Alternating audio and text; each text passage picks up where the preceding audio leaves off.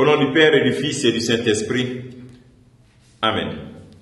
Bien-aimés dans le Christ, la parole de Dieu que notre Mère Église nous propose en ce jour est extraite de l'Évangile de Luc chapitre 7, versets 11 à 17. En ce temps-là, Jésus se rendit dans une ville appelée Naïm. Ses disciples faisaient route avec lui, ainsi qu'une grande foule. Il arriva près de la porte de la ville, au moment où l'on emportait un mort pour l'enterrer.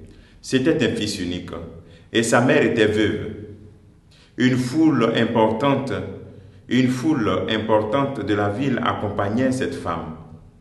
Voyant celle-ci, le Seigneur fut saisi de compassion pour elle et lui dit, « Ne pleure pas. » Il s'approcha et toucha le cercueil, et les porteurs s'arrêtèrent et lui dit, « Jésus dit, « Jeune homme, je te l'ordonne, lève-toi. » Alors le mort se redressa et se mit à parler.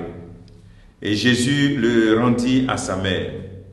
La crainte s'empara de tous, et ils rendaient gloire à Dieu en disant, « Un grand prophète s'est levé parmi nous, et Dieu a visité son peuple. » Et cette parole sur Jésus se répandit dans la Judée entière et dans toute la région.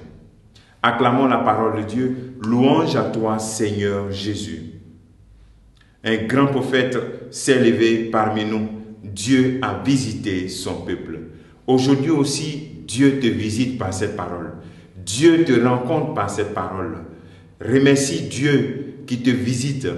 Nous sommes toujours dans ces deux chapitres de Luc où nous présente les miracles et des paraboles, du Christ. Hier, nous avons vu l'expérience de ce centurion romain qui a vu son serviteur guéri par le Christ. Aujourd'hui, c'est le Seigneur même qui dévance. C'est le Seigneur qui anticipe, qui est rempli de sollicitude pour cette femme.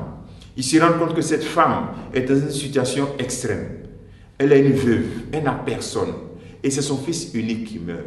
Jésus est rempli de compassion. Alors la compassion du Christ se manifeste quand nous prenons conscience que lorsque nous demandons des choses où nous sommes dans des situations extrêmes, où il n'y a pas de plan B, le Seigneur se rend compte que cette femme n'a pas de plan B. C'est son plan A, son fils. Et le fils meurt.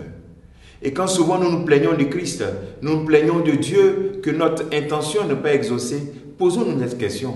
Est-ce que notre situation est comparable à celle de cette veuve? N'y a-t-il pas d'autre possibilité? Est-ce que c'est l'unique possibilité?